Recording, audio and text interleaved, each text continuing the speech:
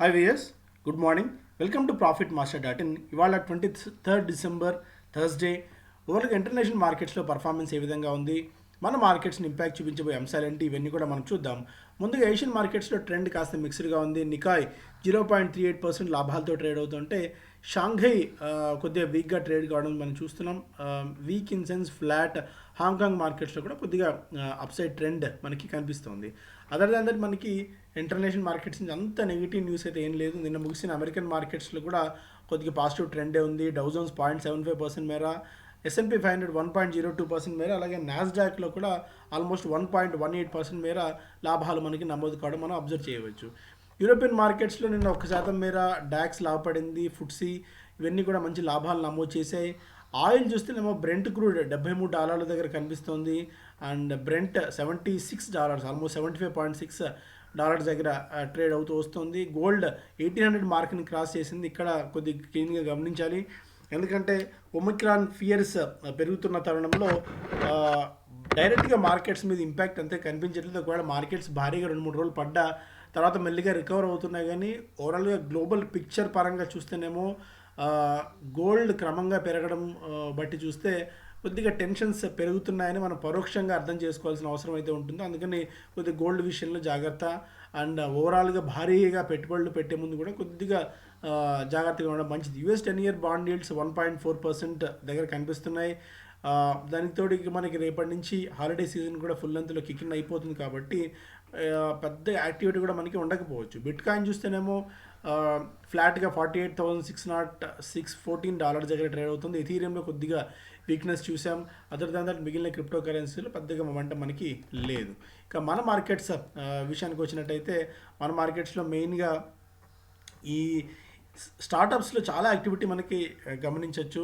Swiggy may fund Rapido in its first bet in mobility స్పేస్లో భాగంగా Swiggy ర్యాపిడోని fund చేసే అవకాశం ఉంది. ఇప్పుడు స్విగ్గీ చాలా అగ్రెసివ్గా యాజ్ ఆఫ్ నో కనిపిస్తుంది. Talks in advance stages bike taxi startup ice $150 to $200 million అంటే వాల్యుయేషన్ ఆఫ్ $500 to $600 million, దాదాపు $600 million వాల్యుయేషన్ని ర్యాపిడో తీసుకుంటుంది. అలాగే ఎపిక్ అన్న ఈ company Mumbai based investment fund epic capital అనేది వీళ్ళు $100 million లాక్ చేశారు. ఓవరాల్గా సెకండ్ ఫండ్లో భాగంగా విరాట్ కోహ్లీ, అమీర్ ఖాన్ వీళ్ళందరూ కూడా లిమిటెడ్ పార్ట్నర్స్గా ఈ సంస్థలోకి ఎంటర్ అయ్యారు. ఇక need to balance issuers aspirations investors interest. ఇక సెబీ చీఫ్ చెప్తున్నారు అజయ్ త్యాగి గారు, ఇష్యూయర్స్ ఏమో బాగా డబ్బులు సంపాదించాలని చెప్పి కోరుకుంటారు ఐపీఓకి వచ్చేవాళ్ళు. అలాగే ఇన్వెస్టర్స్ ఏమనుకుంటారు, తక్కువ వాల్యుయేషన్స్లో మంచి స్టాక్ని పిక్ చేసుకోవాలనుకుంటారు. వీటిని రెండు బ్యాలెన్స్ చేసుకోవాల్సిన అవసరం ఉంది అని చెప్పి ఆయన చాలా స్పష్టంగా చెప్పారు.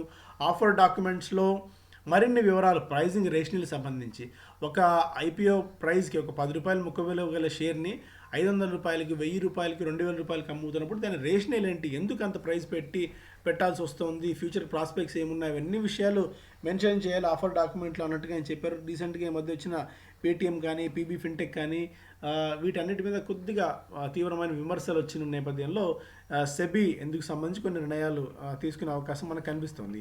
Use available booster options. ప్రపంచవ్యాప్తంగా బూస్టర్ డోసులు వేస్తుంటే మనం మాత్రం ఇంకా మీనమేషాలు లెక్కిస్తున్నాం. బూస్టర్ డోస్ అవసరమా లేదా అన్న ఏవి ఇవ్వాలి అని చెప్పి. సో ఒమిక్రాన్ భయాలు మెల్లమెల్లగా చుట్టుముడుతున్న నేపథ్యంలో ప్రభుత్వం ఇంకా ఆలస్యం చేస్తే పరిణామాలు తీవ్రంగా ఉంటాయన్నట్టుగా హెచ్చరికలు కనిపిస్తున్నాయి ప్రపంచవ్యాప్తంగా. Amazon to buy Catamaran stake in Cloudtail parent. ఈ Cloudtail parent company Catamaran, ఇందులో అమెజాన్ వాటా కొనుగోలు చేయబోతుంది. Zee signs definitive pact merge with Sony.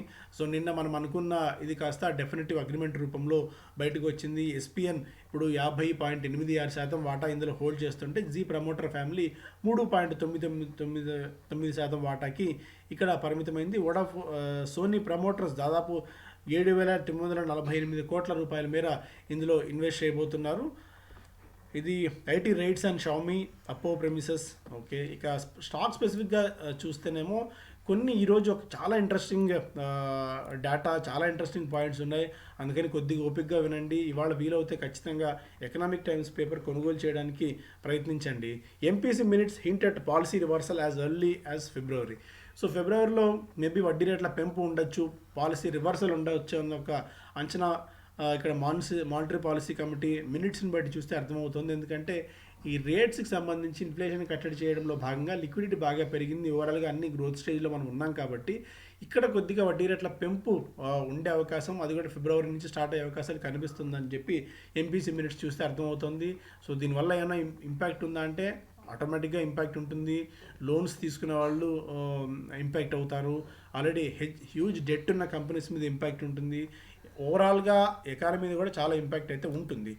ET economic times intelligence group ఈటీఐజీ ఒక 500 స్టాక్స్ని బాగా రాడార్లో పెట్టి, అంటే ఓవరాల్గా రిలయన్స్ ఇండస్ట్రీస్ దగ్గర నుంచి మొదలు పెడితే చిన్న కంపెనీస్ వరకు, mid and small cap companies వరకు, మైక్రో క్యాప్ కంపెనీస్ వరకు ఒక 500 స్టాక్స్ని ఐడెంటిఫై చేస్తారు. అందులో ఒక్క స్టాక్ ఒక ర్యాంకింగ్ ఇచ్చారు. ఆ ర్యాంకింగ్ ఏ ఆధారంగా ఇచ్చారు అంటే రెవెన్యూ ఒకటి, at the same time profits ఒకటి, అండ్ వాళ్ళ రిటర్న్ ఆన్ ఈక్విటీ, ఇవన్నీ బేస్ చేసుకుని ఇచ్చారు.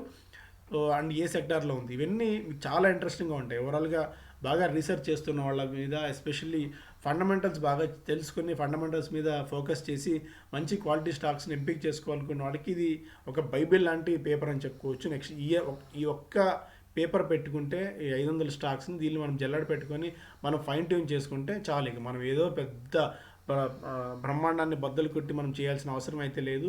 ఎందుకంటే ఇంత ఇన్ డీటెయిల్డ్గా ఒక కంపెనీకి వచ్చిన రెవెన్యూ ఎంత, రెవెన్యూలో చేంజ్ ఎంత ఉంది, ప్రాఫిట్ ఆఫ్టర్ ట్యాక్స్ ఎంత ఉంది, అందులో ఎంత చేంజ్ ఉంది, ఈ ఫస్ట్ హాఫ్లో కూడా రెవెన్యూ ఎంత ఉంది, ప్యాట్ ఎంత ఉంది, ఓవరాల్గా మార్కెట్ క్యాప్ ఏంటి, ఆర్ఓసి ఎంత వచ్చింది, ఇంత ఇన్ డీటెయిల్డ్గా ఇచ్చారు కాబట్టి ఖచ్చితంగా మనం దీన్ని పెట్టుకోవాలి. ఒక్కసారి వీలుంటే పేపర్ ఇబ్బందిగా ఉంది అనుకుంటే టెలిగ్రామ్లో జాయిన్ అవ్వండి. ఆ టెలిగ్రామ్లో వీటిని మనం పెడతాము. ఈ డేటాని ఖచ్చితంగా ఉపయోగపడుతుంది. టెలిగ్రామ్ ఛానల్కి సంబంధించిన లింక్ మీకు కింద డిస్క్రిప్షన్లో కూడా ఉంటుంది. టెలిగ్రామ్లో జాయిన్ అవుతే ఈ పేపర్ని మీరు తీసుకోవచ్చు, ఈ కాపీని. అండ్ ఇంత ఇన్ డీటెయిల్డ్గా ఉంది. మొత్తం 500 స్టాక్స్ని ఇచ్చారు. ఇక wealth creators and wealth destroyers, ఈ ఇయర్లో పూనావాలా ఫిన్కార్ప్ ఏకంగా 1100% వరకు లాభాలను ఇచ్చింది. ఇందులో కొన్ని టర్న్ అరౌండ్ స్టోరీస్ ఉన్నాయి. సీజీ ప్యూర్ దాదాపు 860% లాభాలను ఇచ్చింది. ట్రైడెంట్ 500% వరకు లాభాలను, అదాని ట్రాన్స్మిషన్ 450%, జేఎస్డబ్ల్యూ ఎనర్జీ దాదాపు 420% లాభాలను ఇస్తే, ఇక బాగా ఇబ్బంది పెట్టి స్టాక్స్లో మనకి ఉజ్జీవన్ స్మాల్ ఫైనాన్స్ బ్యాంక్ 41% నష్టపోయింది. ఉజ్జీవన్ ఫైనాన్షియల్ దాదాపు 37%, ఫ్యూచర్ లైఫ్ స్టైల్ 33%, స్ట్రైట్స్ 25% వరకు నష్టాలను మిగిల్చింది ఈ ఇయర్లో. And a street car named markets, ఇక్కడ with talks of central banks across the world raising interest rates of to curb inflation pressures, inflation కట్టడి చేయడానికి ప్రపంచవ్యాప్తంగా most of the central banks అన్ని వడ్డీ రేట్లు పెంచడానికి నిర్ణయం తీసుకుంటున్నాయి. మార్కెట్ వోల్టాలిటీ కొంచెం ఎక్కువగా ఉండే అవకాశం ఉంది. ద మెసేజ్ ఫర్ ఇన్వెస్టర్స్ ఈ shun the lure of easy money and focus on broad investments objectives in this richly valued market. So markets richly valued ఉంది. సో తక్కువ అండర్ ప్లే లేదు అండ్ ఓవర్ ప్లే లేదు, మంచి వాల్యుయేషన్స్లో ఉన్న ఈ తరుణంలో easy money కోసం కక్కుర్తి పడద్దు. అంటే కొద్దిగా పచ్చిగా చెప్పాలంటే ఈజీ మనీ కోసం కక్కుర్తి పడి మార్కెట్లోకి రావద్దు. అత్యాశ పనికిరాదు. ఓవరాల్గా బ్రాడ్ ఇన్వెస్ట్మెంట్ ఆబ్జెక్టివ్స్ని పెట్టుకోండి.